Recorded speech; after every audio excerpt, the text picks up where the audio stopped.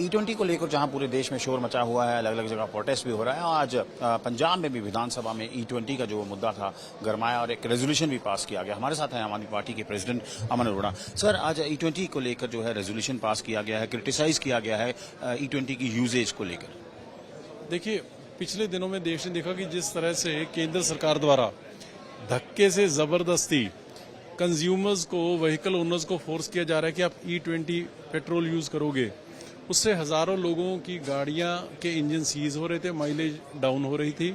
ये शिकायतें जब अरविंद जी के पास पहुंची, क्योंकि वो खुद इंजीनियर है, उन्होंने इसको टेक्निकली ऑब्जर्व किया। बहुत सारे व्हीकल कंपनीज जो हैं उनके साथ, मैन्युफैक्चरर्स के साथ, इंजीनियर्स के साथ, साइंटिस्ट के साथ, मैकेनिक्स के साथ डिस्कशंस की और फिर एक ऑनलाइन मुहिम चलाई, नेशनल टाउन हॉल किया। 7 लाख लोगों ने उनकी इस बात का समर्थन किया क्योंकि वो खुद विक्टिम्स थे। आज 2.5 लाख लोगों की पिटीशन लेके वो प्रधानमंत्री के पास जा रहे हैं। इसी कॉन्टेक्स्ट में हमने पंजाब सरकार द्वारा एक मता हम लेके आए, रेजोल्यूशन लेके आए कि इसकी फोर्स इम्प्लीमेंटेशन बंद होनी चाहिए। और मैं समझता हूँ कि शायद सोई पे केंद्र सरकार के कारणों तक जूं सरके, इसका नुकसान कंज्यूमर्स को ना हो, यही हमारा मकसद है।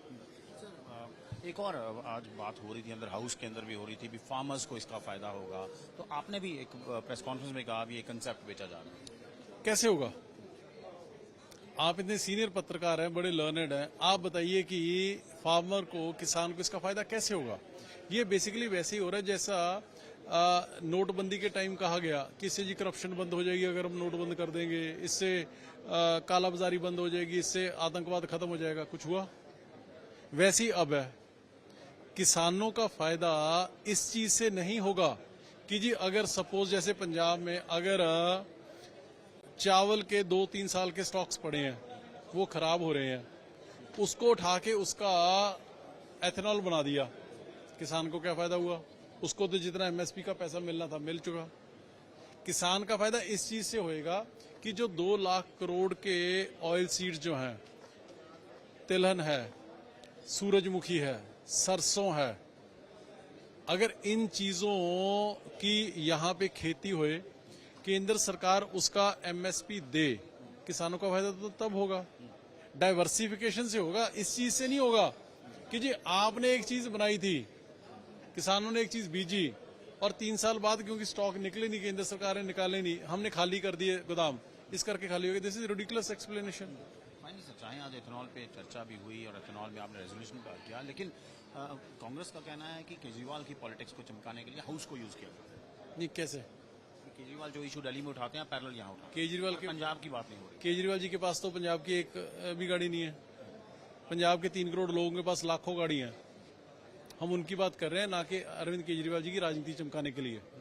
फाइनली सर, कांग्रेस में जो क्यास है उसको किस तरह देखते हैं? रैलीज में शोर मच रहा है, भूपेश बघेल गो बैक के पोस्टर्स लगे। 2027 में कांग्रेस कैंडिडेट जिस किसी के घर वोट मांगने जाएंगे तो उनको वहां एक ही तख्ती नजर आएगी, गो बैक कांग्रेस कैंडिडेट। उनकी सर्कस चल रही है, आप भी एंजॉय करें, हम भी कर रहे हैं। DA दे रहे हैं एम्प्लॉइज को, हाईकोर्ट ने निर्देश दिया। इसके बारे में फैसला CM और FM साहब ने लेना है, बड़ी जल्दी उसका फैसला होगा।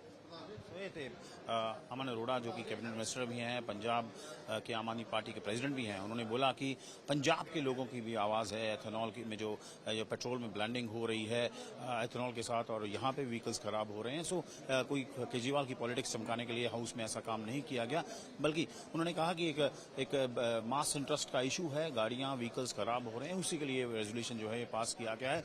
लेकिन एक इम्पॉर्टेंट बात उन्होंने कांग्रेस पे तंज किया है कि अगर भूपेश बघेल गो बैक के पोस्टर्स लग रहे हैं, 27 में गो बैक कांग्रेस कैंडिडेट्स के पोस्टर जो हैं वो लगेंगे। चंडीगढ़ से कैमरा पर्सन अमन के साथ असीम बस्सी, आज तक।